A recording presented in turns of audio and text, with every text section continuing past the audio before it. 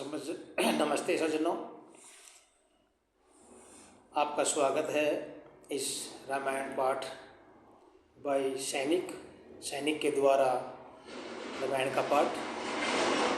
मैं एक पूर्व सैनिक होने के नाते कुछ रामायण को पढ़ना चाहूँगा। जैसे मैंने अपनी पहली वीडियो में बताया, तो पहले बताएंगे कि रामायण का महत्व क्या है हमारे जीवन में, हमारे संसार के अंदर रामायण का महत्व क्या है।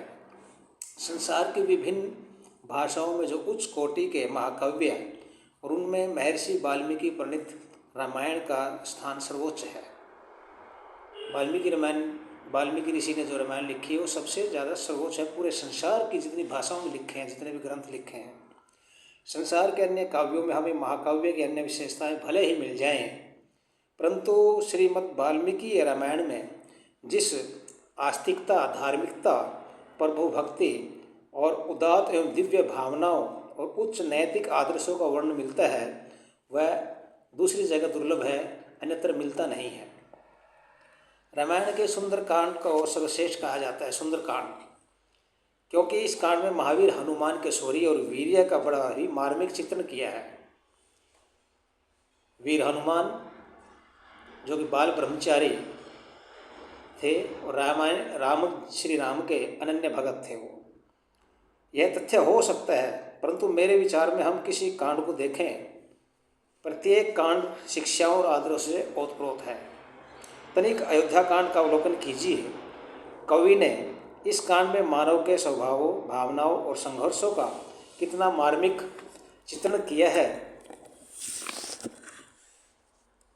इस कांड में राम की श्रेष्ठता का, महाराज दशरथ की दुर्बलता का, कैकेयी के दुराग्रह का, भाग्य के विरुद्ध लक्ष्मण की सिंह गर्जना का, सीता के पतिव्रत्या का, कौशल्या के गौरव का, सुमित्रा की बुद्धिमता का, गुहू की मित्रता और महात्मा भरत की उदारता का भावपूर्ण चित्रण है। ये ऐसे पात्र हैं हमारे इस रामायण के जिसमें सभी का बताया कि राम कितने श्रेष्ठ थे।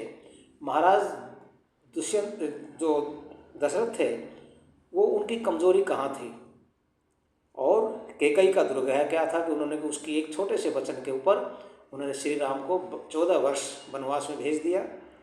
और जो भाग्य विरुद्ध लक्ष्मण की गर्जना थी, सीता का जो पतिव्रत धर्म था वो क्या, और कौशल्या का गौरव कि जिन्होंने एक पुत्र जिनको, और जो तनिक भी ये नहीं हुआ कभी पिता की आज्ञा मानने के लिए बेटे को वनवास की उन्होंने आज्ञा दे दी, तो मजबूरी में, लेकिन आज्ञा दी कि पिता का आदेश था।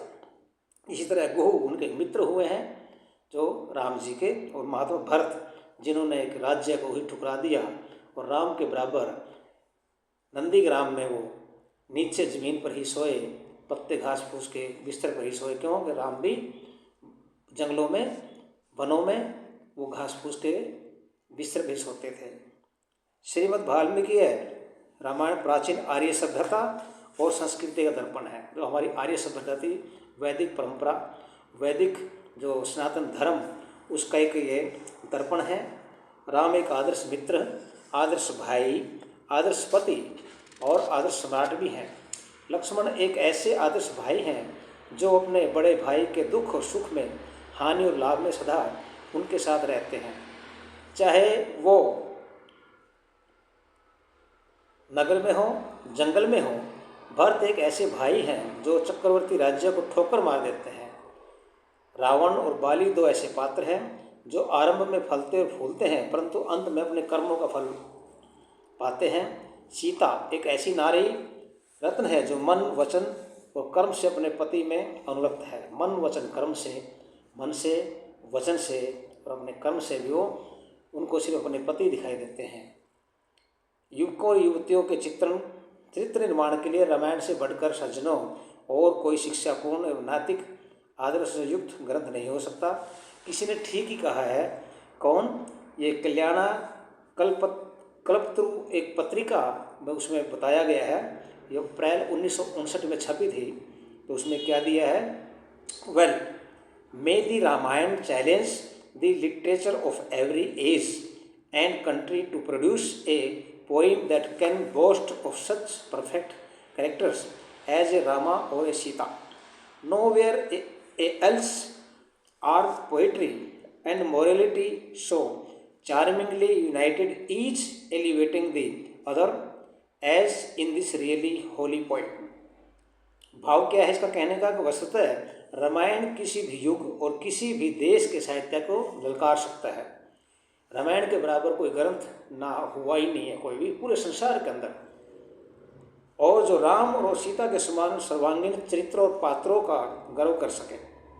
संसार के किसी भी ग्रंथ में काव्य और नैतिकता का इतना सुंदर सम्मिश्रण नहीं हुआ जितना इस पवित्र काव्य के अंदर है, इस रामायण के अंदर है।